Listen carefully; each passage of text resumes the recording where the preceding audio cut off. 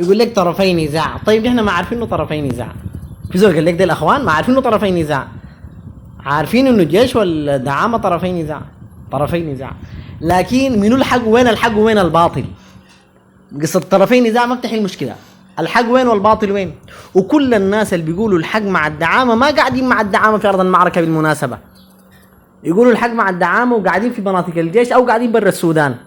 انت لو شايف انه الحق معاهم اقعد معاهم عشان تذوق المر، الضاق المواطن السوداني الواقف مع الجيش الان، عشان تعرف حقد الناس ديل.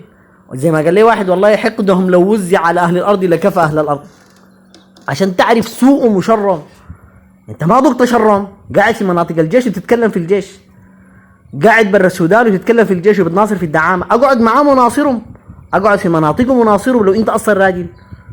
والناس سكتوا، ساكت مالك انت؟ ساكت لك 10 شهور زي مزمل الفقير جا قال انا ساكت لي 10 شهور. اسكتك شنو؟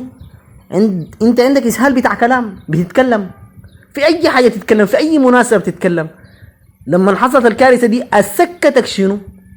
في جهه قالت لك اسكت وانت سكت لها، في جهه قاعد ترسل لك مرتب قالت لك اسكت وانت سكت.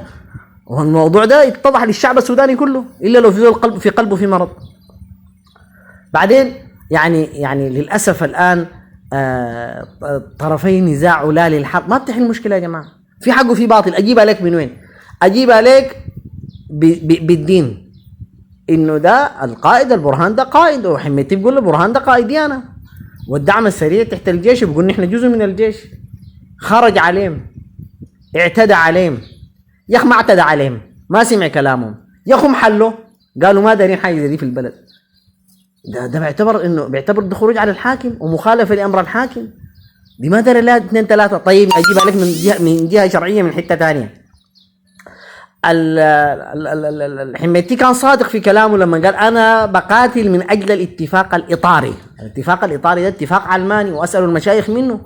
حميتي ذاته عارفه علماني وبيقاتل من اجله، وانت عارف انه العلمانيه كفر. طيب نجالك من طرف ثالث من ناحيه شرعيه عشان تفهم حبه. ربنا قال وان طائفتان من المؤمنين اقتتلوا فاصلحوا بينهما. عملوا منبر جرده وما تم صلح. فان بغت احداهما على الاخرى فقاتلوا التي تبغي حتى تفيء الى امر الله. ما قال ابقوا ثابتين تقولوا لا للحرب لا للحرب، لا، قال فقاتلوا التي تبغي حتى تفيء الى امر الله. هي ابد تفيء الان الى امر الله، نعمل لها شنو؟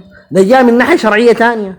قال الله عز وجل انما جزاء الذين يحاربون الله ورسوله ويسعون في الارض فسادا ان يقتلوا او يصلبوا او تقطع ايديهم وارجلهم من خلاف او ينفوا من الارض. هذا الان هم الان يسعوا في الارض فسادا. السرق عربات المواطن منه؟ السرق بيوت المواطن منه؟